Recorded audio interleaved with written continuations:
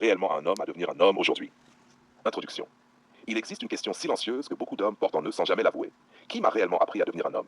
Pas juste travailler, pas juste payer des factures, pas juste devenir physiquement adulte, mais devenir stable, discipliné, maîtrisé, respectable, émotionnellement solide. Parce qu'aujourd'hui, beaucoup de garçons grandissent sans véritable transmission. Ils apprennent seuls, sur Internet, dans la douleur, dans les erreurs, dans les humiliations, dans les ruptures. Et parfois, derrière certains comportements masculins maladroits, se cache simplement un homme qui n'a jamais été guidé correctement.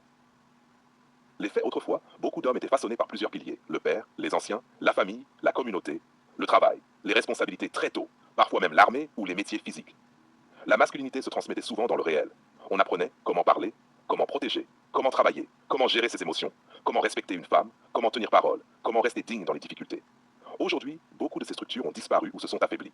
Résultat, énormément d'hommes apprennent la vie seuls. Et Internet est devenu leur professeur principal. Le problème, c'est qu'Internet enseigne tout et son contraire. Un homme ouvre son téléphone et voit des discours ultra-agressifs, des modèles superficiels, des visions extrêmes des relations, des hommes qui confondent domination et maîtrise, des hommes qui parlent d'argent mais jamais d'équilibre mental, des hommes qui parlent de pouvoir mais jamais de paix intérieure. Alors certains garçons deviennent perdus. Ils veulent être forts, mais ne savent pas ce que signifie réellement la force. Analyse. Le vrai problème moderne n'est peut-être pas l'absence d'hommes, c'est l'absence d'initiation. Beaucoup de garçons deviennent physiquement adultes, sans passage réel vers la maturité. On leur apprend à réussir, à performer, à séduire, à produire.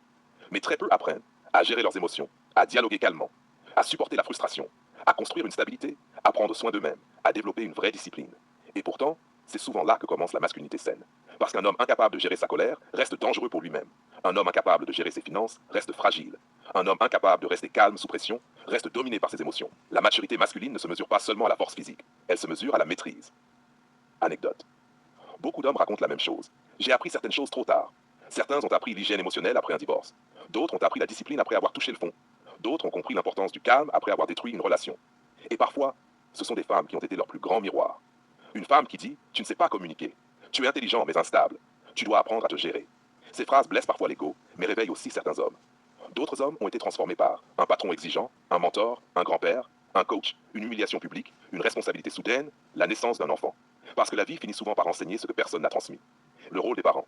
Un père peut transmettre énormément sans parler longtemps, par son comportement, sa discipline, sa façon de gérer les conflits, sa manière de traiter la mère, sa manière de travailler, sa manière de se contrôler. Un garçon observe tout, même en silence. Mais beaucoup d'hommes aujourd'hui ont grandi, avec des pères absents, émotionnellement fermés, épuisés ou eux-mêmes perdus. Alors certains garçons ont dû construire leur masculinité seuls. Et cela crée parfois des excès, des carences émotionnelles, des comportements confus, une immense solitude intérieure. Les femmes comme école involontaire. Sujet sensible mais réel. Certaines femmes ont appris à des hommes l'élégance, la communication, l'hygiène, la patience, la stabilité émotionnelle, la présentation, la gestion sociale.